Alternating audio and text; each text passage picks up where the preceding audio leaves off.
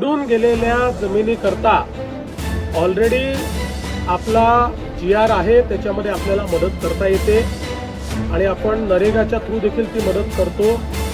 मला जे सुरेश धसांनी पत्र दिलेलं आहे त्यात त्याचे नॉर्म्स रिवाईज करावे अशी मागणी त्यांनी केलेली आहे.